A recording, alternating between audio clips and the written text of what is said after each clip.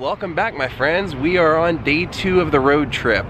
Breck and I are headed out at Palm Springs right now. If you watched yesterday, you saw what we did before this. Now we are headed out to Primm, Nevada. Breck and I are staying at Whiskey Pete's tonight. When we get to Whiskey Pete's, there's something that I want to vlog that supposedly is open 24 hours. So we're gonna make a few stops along the way.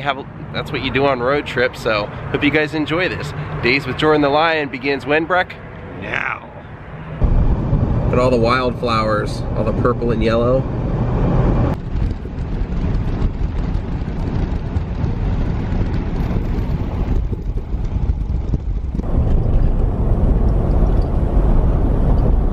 All right, Breck and I decided to take a little detour through Desert Hot Springs. We're gonna show you something. Look at that mural. That's a good one. We actually just stumbled into this one. This wasn't even one we were looking for. We're looking for a big hand-carved Indian, and instead we found this amazing, looks like a Viking of some sort. They've got quite a bit of art in there. They've got a couple of lion statues. Man, this place is awesome. And this metalwork horse. Yeah, you get out of the city and you find the cool stuff like this. Yeah, this guy isn't even who we were looking for. We're looking for a big hand-carved wooden Indian, so let's go find him. Well, my friends, say hello to Wayoki. 43-foot tall, hand-carved wooden Indian. This is the brainchild of a man named Peter Toth, a Hungarian artist who decided to put one of these in as many places as he could, and so he wanted to put one in every state of the Union and in Canada if he could. So he's got 74 of these around the Northern America region, and this is the only one in California. Hand carved. Check that thing out. Isn't that amazing? Breck, what do you think of that? That is a big Indian. Holy cow, can you imagine how big the piece of wood must have been that they started with? Couldn't find online how long it took them to do each one, but wow, look at the detail on there. The headdress and everything. They even light it up at night, you can see.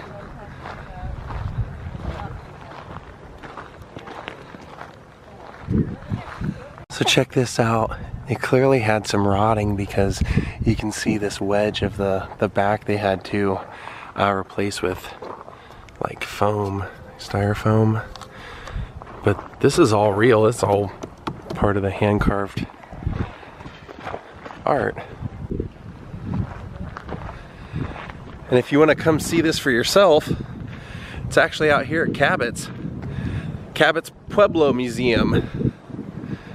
We're just not gonna vlog it today because I want to save that for another trip. You know, I just told Breck, I said, what are you gonna do without me showing you crazy stuff like this? He's gonna have to go track down 43-foot tall wooden Indians on his own. So there's a pretty good size comparison with Breck standing in front. Breck, you're probably what, 6'3"? Yeah, I feel really short. He said he feels really short. All right, let's hit the road. Breck, I'll bet you 20 bucks before the end of today, we see a gigantic pink flamingo. Oh man. You want to take that bet? Yeah, okay, I'm in. We just saw this cool abandoned old building. Wanted to come take a look at it. It actually looks pretty new school, but we've driven around it and it's all like boarded up and the windows are all broken and everything. Oh! What do you see in there? What is that? Looks like a pink flamingo to me. Somebody's gonna have to pay up. Got anything you want to say? Yeah, sorry man. You can see all the doors to whatever this used to be are all pink in there. Breck and I pulled over because we thought we saw some butterflies, and sure enough, all over the ground as we pulled over, they're everywhere.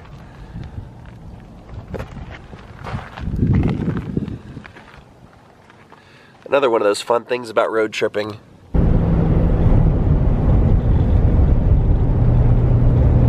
So we're actually gonna make a stop. We're headed out here to Landers, California, and it's something that I've wanted to vlog inside of, but they spent about an hour on the phone telling me why I couldn't do it. So we'll go out here, I'll show you, and I'll tell you the story from outside.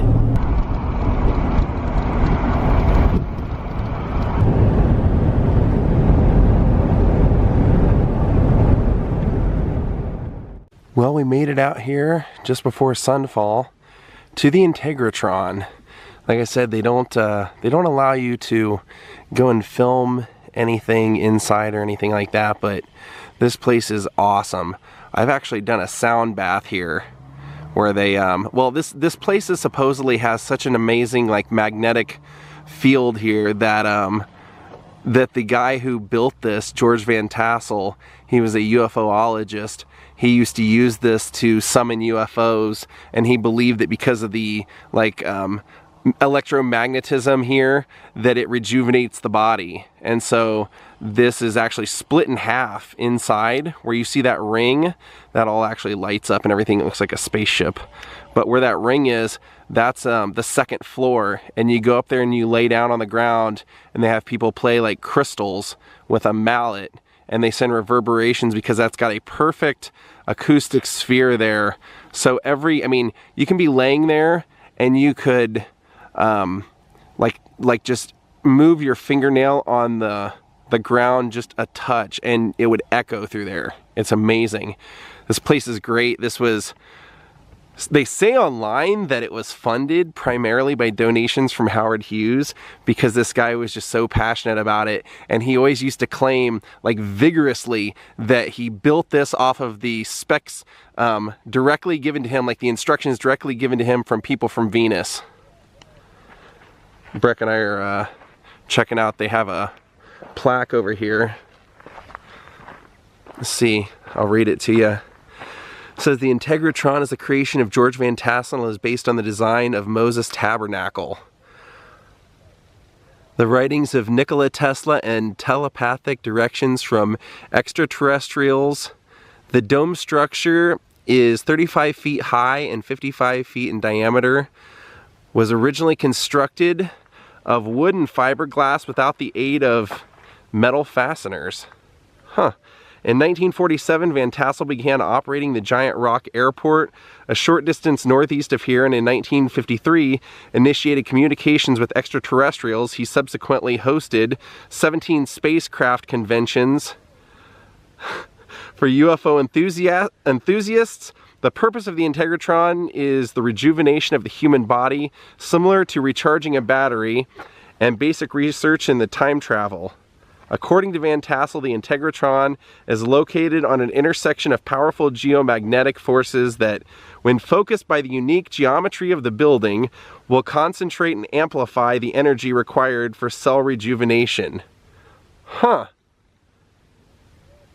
Wow.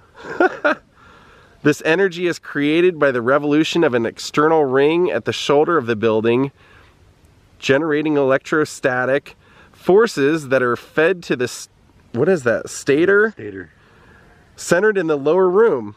Construction began in 1957, but it was incomplete at Van Tassel's death in 1978.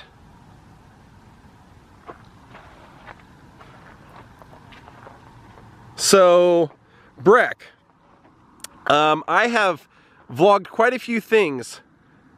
This is a first, isn't it? Yeah, well, we've talked about going here before and never actually managed to do it, so I'm glad I got a chance to see this. Pretty amazing story to this place, isn't it? Yeah. Yeah, you want to hear a crazy story? Is that the time that I came here, I think I've actually done it twice, but the time that I came here, I was staying at the Joshua Tree Inn with my girlfriend, and we were standing outside getting ready to head off here, and the people that were in the room next to us said, hey, what can you recommend we do around here? And I said, oh, we're going to the Integratron. I told them about it, and they ended up coming, and that the guy was actually Judd Nelson from the Breakfast Club. I swear, you just never know who you'll meet out here in the desert. I think Breck's in awe. All right, we're out of here, off to our next stop. We just saw all this and we pulled off to the side of the road to check it out. There's like big piles of rocks on both sides that people have sprayed their names and things like that into. And normally I'd be like, oh, that's awesome, you know, because I generally like art, but this is just garbage. I mean, this is just absolute garbage in nature. I don't know, this is horrible. Unless they, you know, unless like whoever owns these rocks sanctioned it for this, I mean, Yeah, it's just, I don't know.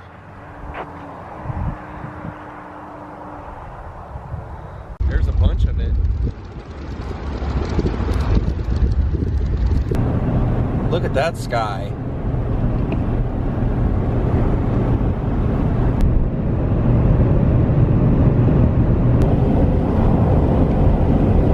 It's a big milkshake. All right, we're getting close. Well, as you can see, we made it to one of our stops, the world's tallest thermometer. Check this out, they have a pan with some, it says, is it really hot enough to cook an egg outside? Skillet temperature would have to be 158 degrees. Here's the thermometer.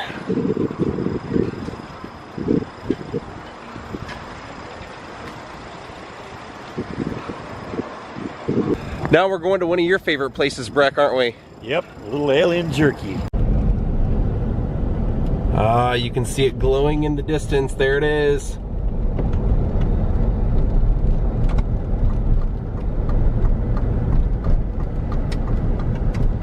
We're entering a spaceship. Breck and I have been here before, but we've never been here in the evening, and I'm totally glad that we came look up there. I told him, I said, it'll probably be lit up and everything. Look at that. We're being watched. And they move. The arms move. Look, their heads are moving. Here's the alien police force vehicles. You can see the alien parking only.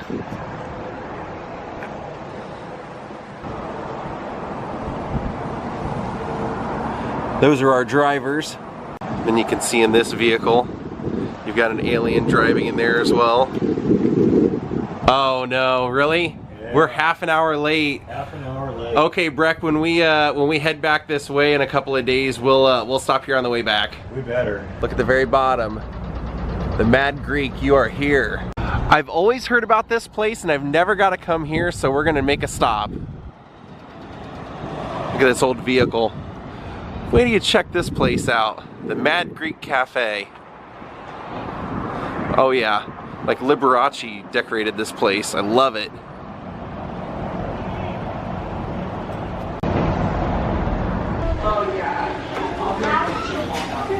Oh, this place is amazing. This is what you come here for.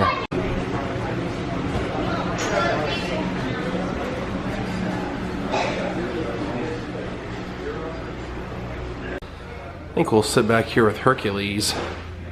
Check this out, the wall of famous Greeks. And honorary famous Greeks. Lord Byron, Winston Churchill, Michael Dukakis. So we both ordered the original Greek gyro. This is where you pick up your shake. I like that sign up there that says 2 Greek heroes, Hercules and the Mad Greek. Food Nirvana. Oh, there's the gyro. Looks great. Well, there it is. Let's see what all the fuss is about. It's pretty good. How's your food, Breck? It's really good. That shake is fantastic. All right, Herc, it was pretty good. We're out of here.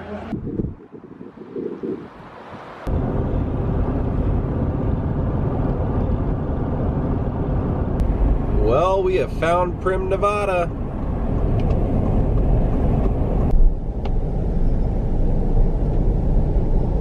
There's Buffalo Bill's. Here's where we're staying, Whiskey Pete's.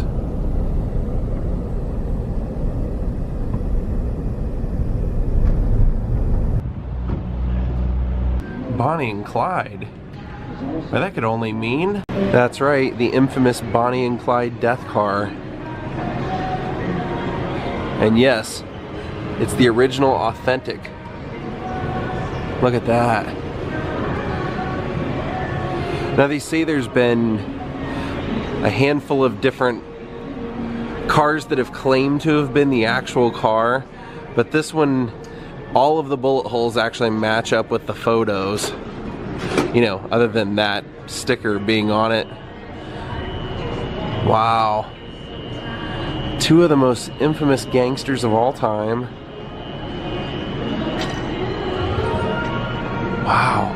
Look at that windshield.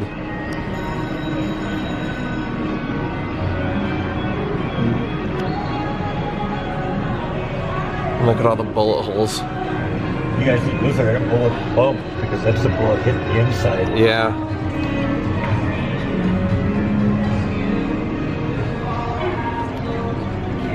Look at the back windows.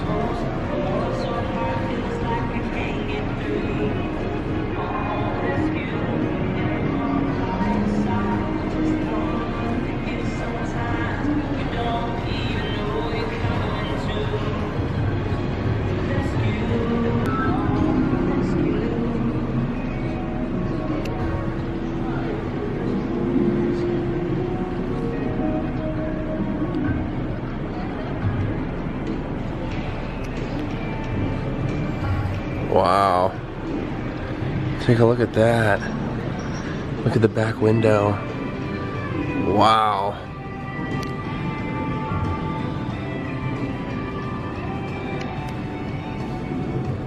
Now here's the money side.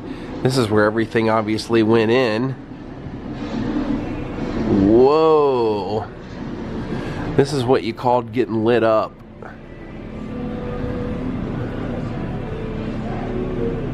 I'm wondering how many different pieces of this car have been picked off for like souvenirs, like the steering wheel and stuff like that.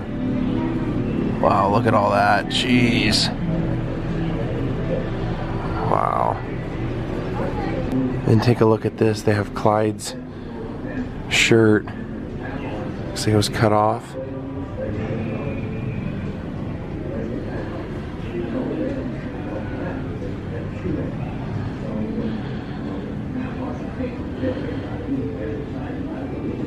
Look at the bullet holes in the back of the shirt. Then this certificate says this certifies this garment is the authentic shirt worn by Clyde Barrow at the time of his death on May 23rd, 1934 in an ambush near Gippsland, Louisiana. Clyde Barrow and Bonnie Parker.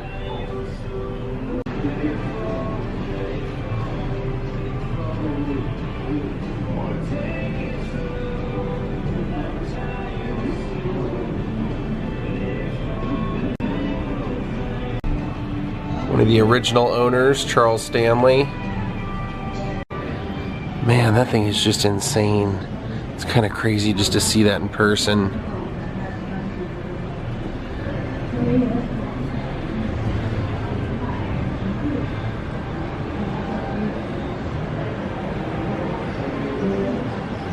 Then this one says this is notorious gangster Dutch Schultz 1931 Lincoln, custom built with bulletproof lead-filled doors, an inch-thick glass.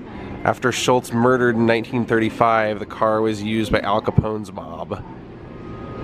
Later, the car was seized by Chicago police and sold at public auction.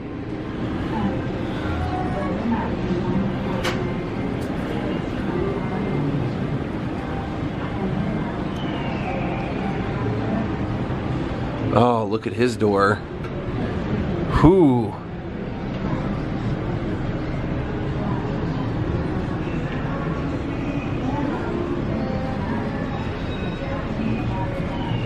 Gosh.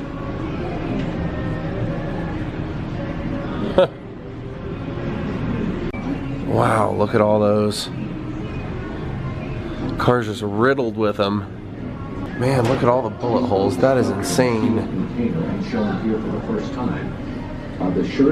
Now this handmade mirror was made by Clyde. It says during one of his likely jail sentences. And then it says that Clyde made this necklace for his sister. Alright, time to check in. You talking to Whiskey Pete, Brooke? Yeah, I know. He's pretty talkative. He's not saying anything to me. Guess he doesn't like you. I've got a barrel hanging from the ceiling. Not a bad room for Whiskey Pete's. About 60, 70 bucks a night. Alright, I think I want to play some slots to end the night. Let's go. I think we'll end it here with Kiss. Hope you guys all enjoyed this vlog. Come back and see us tomorrow to see where we end up. Have a great night and goodbye.